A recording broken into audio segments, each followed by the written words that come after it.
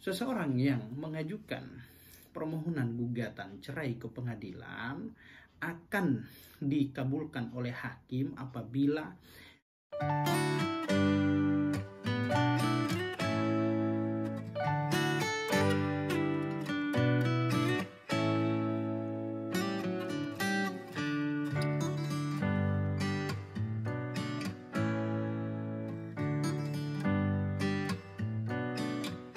Assalamualaikum warahmatullahi wabarakatuh.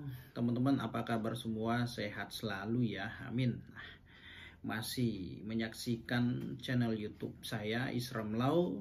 Tentunya channel YouTube ini membahas tentang isu-isu yang berkaitan tentang seputar dunia hukum. Nah, masih pada segmen yang sama, kemarin-kemarin ya, bahas mengenai perkawinan. Nah, ada seorang perempuan atau istri ini bertanya kepada saya. Nah, pertanyaannya seperti ini, Bang, bagaimana caranya agar permohonan gugatan cerai di pengadilan dikabulkan oleh hakim? Nah, oke, baik. Teman-teman, seperti ini. Pada prinsipnya, apabila rumah tangga sudah tidak harmonis lagi, sudah tidak bisa dipertahankan lagi, maka sangat beralasan hukum untuk mengajukan perceraian itu. Namun kalau masih bisa dipertahankan ya jangan ya. Nah, mengajukan permohonan gugatan perceraian di pengadilan tentu harus disertai dengan alasan-alasan yang sah, alasan-alasan yang menurut aturan ya, seperti di Undang-Undang Perkawinan, peraturan pemerintah, terus kemudian kompilasi hukum Islam. Nah, di dalam peraturan pemerintah ada 6 poin alasan kenapa kemudian seseorang atau pihak lain mengajukan perceraian. Nah, misalkan seorang istri mengajukan gugatan cerai ke pengadilan, ya harus disertai dengan alasan. Misalkan dia karena dianiaya, mendapat penganiayaan secara fisik, mengakibatkan luka berat, maka atas dasar alasan itu ya sang istri ataupun suami dapat mengajukan perceraian. Nah, jangan kemudian membuat alasan-alasan yang tidak masuk akal atau alasan-alasan yang memang tidak diatur di dalam undang-undang atau peraturan pemerintah nomor 9 tahun 1975 maaf ataupun kompilasi hukum Islam. Ya, misalkan dia mengada-ada atau mengarang cerita karena mungkin sudah bosan, sudah capek, dan terus kemudian ya istrinya sudah malas lihat istrinya. Itu alasan-alasan yang memang ya tidak masuk akal sebenarnya.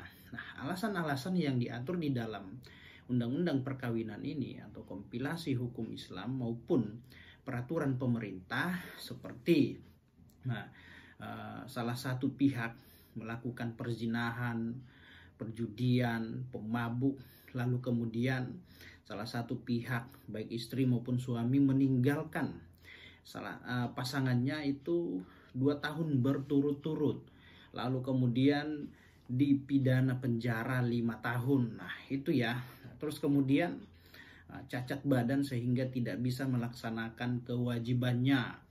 Lalu ada alasan kekerasan secara fisik atau KDRT. Nah, alasan yang sering terjadi atau alasan yang paling banyak digunakan sehingga pengajuan gugatan ke pengadilan itu ya karena cekcok, sudah tidak harmonis lagi, atau sering terjadi pertengkaran yang tidak berkesudahan.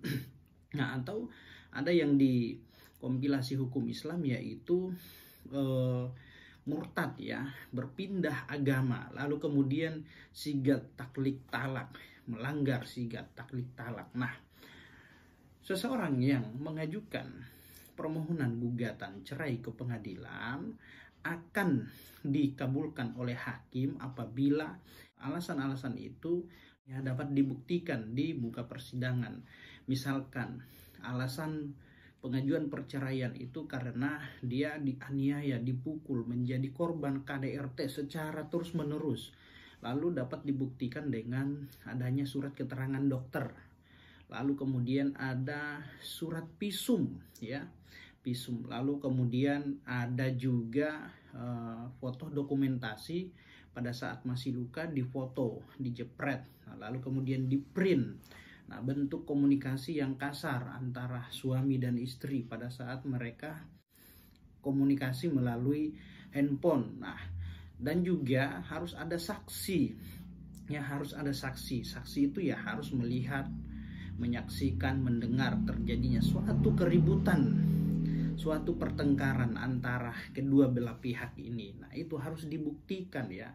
Dibuktikan dengan bukti surat, terus juga ada bukti keterangan saksi. Nah, apabila dalil-dalil yang digunakan untuk mohonkan perceraian di pengadilan dapat dibuktikan, maka tentu hakim akan mengabulkan permohonan tersebut. Nah, lain halnya ketika ya alasannya karena sudah bosan dengan istrinya, sudah malas dengan istrinya, mungkin kondisi fisik istrinya seperti ini seperti itu ya, sehingga dia bosan, malas. Nah, itu alasan-alasan yang mengada-ada, dan itu tidak diatur di dalam pasal 19 mengenai peraturan pemerintah tentang pelaksanaan undang-undang perkawinan. Nah, sekiranya ketika mau mengajukan gugatan perceraian ke pengadilan, nah maka gunakanlah alasan-alasan yang sah yang diatur di dalam undang-undang. Jangan menggunakan alasan-alasan yang diada-adakan yang memang tidak masuk akal, kan gitu ya. Nah, tentu akan ditolak oleh hakim nantinya. Nah, seperti itu. Nah, lalu pertanyaan selanjutnya ada juga yang mengatakan bahwa bagaimana seandainya saya mau mengajukan perceraian di pengadilan tetapi suami saya belum mengizinkan, tidak mau. Nah, itu tidak jadi masalah. Tidak jadi masalah, itu bukan substansi dan tidak berpengaruh. Nah, yang menjadi pertimbangan hakim apabila dalil gugatan yang dibuat dan diajukan oleh pemohon ya itu merupakan alasan-alasan yang memang masuk akal dan disertai dengan bukti-bukti yang nyata dan dapat dibuktikan di muka persidangan.